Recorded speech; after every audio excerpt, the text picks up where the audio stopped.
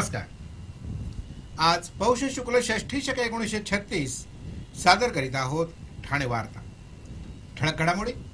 भिवंडीमध्ये एका लाकडाच्या गुदामाला लागलेल्या आगीत 8 जणांचा मृत्यू।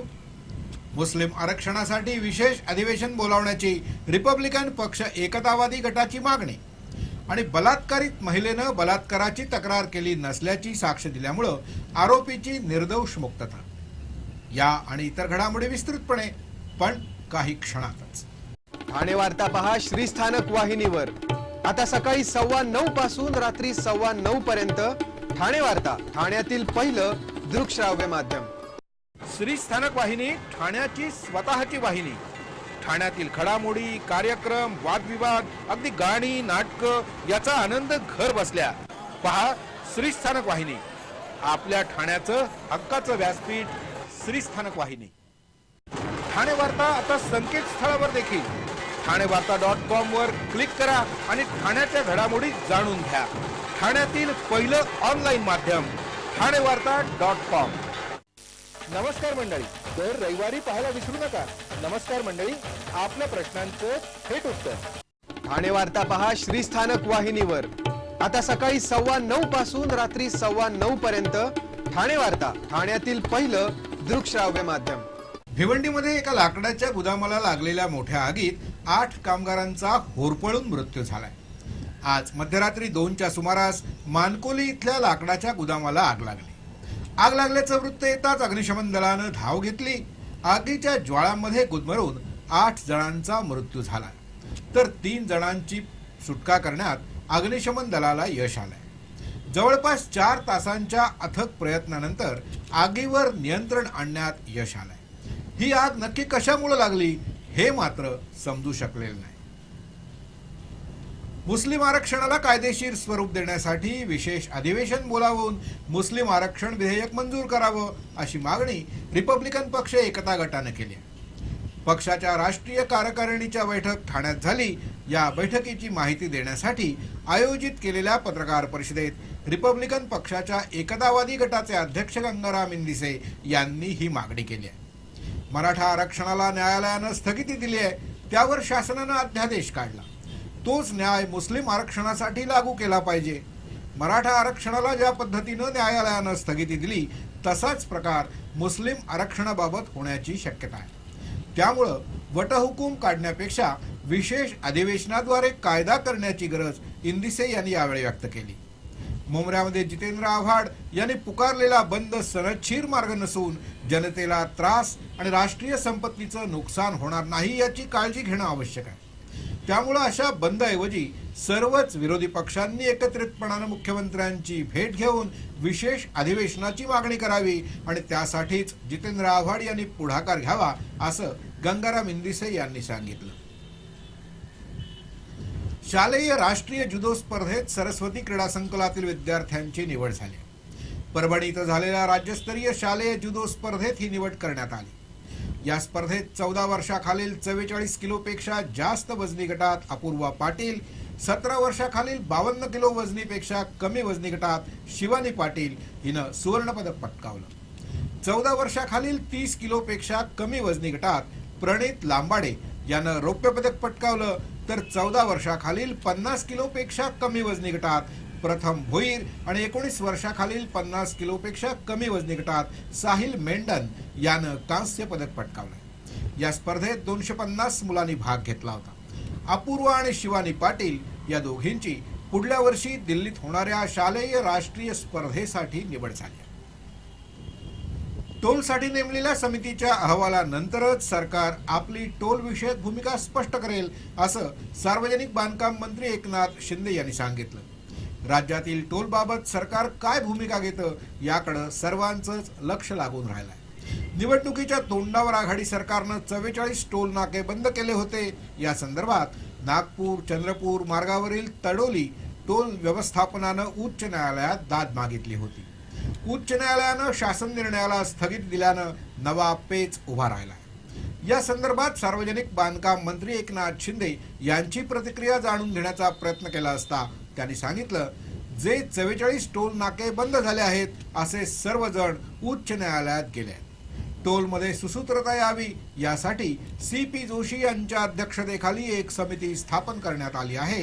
ही समिती 2 महिन्यात आपला निर्णय सादर करेल, त्यानंतरच सरकार आपली भूमिका स्पष्ट करेल असं त्यांनी सांगितलं। महानगरपालिकेमध्ये नगरसेवकांनी केलेल्या सूचनेचा आदर न करणाऱ्या प्रशासनाच्या विरोधात येत्या सोमवारी काँग्रेसतर्फे ठिय्या आंदोलन केलं जाणार आहे। पालिकेची आर्थिक स्थिती डबघाईला आली असताना नगरसेवकांनी महासभेमध्ये केलेल्या सूचनांचा आदर न करता त्यांना केराची टोपली दाखवली जाते असा काँग्रेसचा आरोप आहे। याबाबत पालिका आयुक्तांचं लक्ष वेधल्यानंतर देखील काहीही उपयोग होत नाही। याच्या निषेधार्थ काँग्रेसतर्फे महानगरपालिकेसमोर हे ठिय्या आंदोलन केलं जाणार आहे। ठाणे वार्ता पहा श्रीस्थानक वाहिनीवर आता सकाळी 9:15 पासून रात्री 9:15 पर्यंत ठाणे वार्ता, ठाण्यातील पहिलं दृकश्राव्य माध्यम। आपला परिसर स्वच्छ आणि सुंदर ठेवण्यासाठी ठाणे महापालिकेत सहकार्य करा। ओला सुका कचरा वेगवेगळा जमा करा आणि रोगराईपासून मुक्तता मिळवा। ठाणे वार्ता आता संकेतस्थळावर देखील ठाणेवार्ता.com वर क्लिक करा आणि ठाण्याच्या घडामोडी जाणून घ्या। ठाण्यातील पहिलं ऑनलाईन माध्यम ठाणेवार्ता.com। डॉक्टर आणि रुग्णांचं पिढ्यानपिढ्यांचं जिव्हाळ्याचं नातं म्हणजेच डॉक्टर बेडेकर हॉस्पिटल आता अत्याधुनिक सोयी सुविधा आणि तंत्रज्ञान युक्त वंध्यत्व निवारण केंद्रात IVF आणि टेस्ट ट्यूब बेबीचीही सुविधा। Doctor Bedekar hospital, Maharshi Karvepath, Thane. 65 वर्षांची निरंतर सेवा।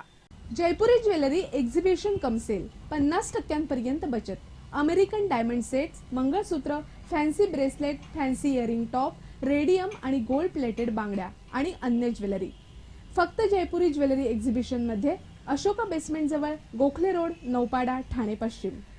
ठाणे वार्ता पहा श्रीस्थानक वाहिनीवर आता सकाळी 9:15 पासून रात्री 9:15 पर्यंत ठाणे वार्ता, ठाण्यातील पहिलं दृकश्राव्य माध्यम। मुस्लिम आरक्षणासाठी टोलवाटोलवी करणाऱ्या शिवसेना भारतीय जनता पक्ष सरकारच्या विरोधात 31 डिसेंबरला मुंबऱ्यामध्ये बंद पाळण्याचा इशारा राष्ट्रवादी काँग्रेसचे आमदार जितेंद्र आव्हाड यांनी दिलाय। मराठा आरक्षणाला न्यायालयानं स्थगिती दिल्यानंतर हिवाळी अधिवेशनात फडणवीस सरकारनं मराठा आरक्षणाचं विधेयक पुन्हा मांडलं, पण यामध्ये मुस्लिम आरक्षणाला कात्री लावताना थेट विरोध न करता राज्याच्या महाअधिवक्त्यांच्या सल्ल्यानंतरच निर्णय घेण्याचं जाहीर केलं। यामुळे राज्यभरातील मुस्लिम समाजात सरकार विरोधात असंतोष निर्माण झालाय। मुस्लिमांबद्दल आकस असल्यानं जाणून बुजून मुस्लिम आरक्षणाचा विषय डावलून जातीय तेढ निर्माण करण्याचा प्रयत्न केला जात असल्याचा आरोप आमदार आव्हाड यांनी केलाय। हे सरकार मुस्लिम विरोधी असून त्यांचा अजेंडा वेगळा आहे।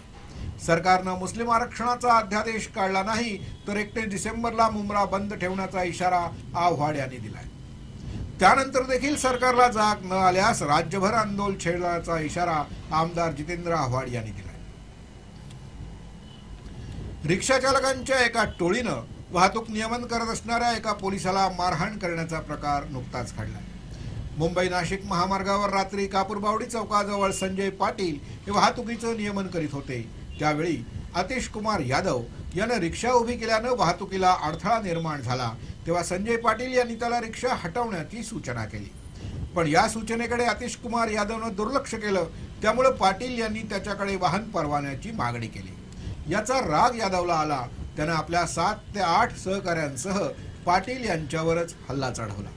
पाटील यांना या रिक्षा चालकांनी लाथाबुक्क्यानं मारहाण केली। यामध्ये संजय पाटील किरकोळ जखमी झाले आहेत। बाळ गोपाळांच्या उदंड प्रतिसादात ठाणे महानगरपालिका आयोजित बालनाट्य महोत्सव संपन्न झाला। गेले 3 दिवस गडकरी रंगायतमध्ये बालनाट्य महोत्सवाचं आयोजन करण्यात आलं होतं। झाली काय गंमत, चमचम चमको, भरारी, का भडकले गणपती बाप्पा, भीम आणि बालकृष्ण, किलबिल पाखरांची चिलबिल शाळा अशी बालनाट्य या महोत्सवात सादर करण्यात आली। बालनाट्य महोत्सवाच्या शेवटच्या दिवशी बाळ गोपाळांना खाऊचं वाटप देखील करण्यात आलं। जिच्यावर बलात्कार झाला अशा तक्रारींची नोंद झाली, अशा तक्रारदारानंच आपण कोणतीही तक्रार केली नसल्याचं स्पष्ट केल्यानं बलात्काराच्या आरोपाखाली अटक असलेल्या व्यक्तींची आरोपांची निर्दोष मुक्तता करण्यात आली। अतिरिक्त सत्र न्यायाधीश S.J. काळे यांनी आपल्या निकालात फिर्यादी पक्षाला तपास अधिकाऱ्यानं पूर्णतः सहाय्य केलं। या प्रकरणातील जागेवरील पंचनामा, अटक पंचनामा वैद्यकीय तपासणीचा अहवाल तसंच इतर अनुषंगिक कागदपत्र योग्य असताना देखील मुख्य तक्रारदारानंच फिर्यादी पक्षाला सहकार्य केलं नाही, त्यामुळं आरोपीची निर्दोष मुक्तता करण्यात आली। या प्रकरणातील पीडित महिला ही नागपूरची रहिवासी असून ती वागळे इस्टेटमध्ये एका बीपीओत काम करत होती। या बीपीओतील विक्रमसिंग चौहान याच्याबरोबर तिचं प्रेम जुळलं। लग्नाचा आमिष दाखवून तिच्यावर अत्याचार करण्यात आले, पण याची वाच्यता तिनं कुठेही केली नाही। असा प्रकार विक्रमसिंग यांनी विविध ठिकाणी 4 वेळा केला, पण काही दिवसानंतर त्यानं तिला टाळण्यास सुरुवात केली। त्यामुळे आपली फसवणूक झाली म्हणून तिनं विक्रोळी पोलीस ठाण्यात तक्रार दाखल केली, पण तिच्यावरील अत्याचार कोपरी पोलीस ठाण्याच्या हद्दीत झाल्यामुळं तिची तक्रार कोपरी पोलीस ठाण्यात वर्ग करण्यात आली। पण न्यायालयातील साक्षीच्या वेळी अशी कोणतीही तक्रार आपण नोंदवलीच नसल्याचं या पीडित महिलेनं सांगितलं। त्यामुळं न्यायालयानं विक्रमसिंग चौहान याची या आरोपातून निर्दोष सुटका केली।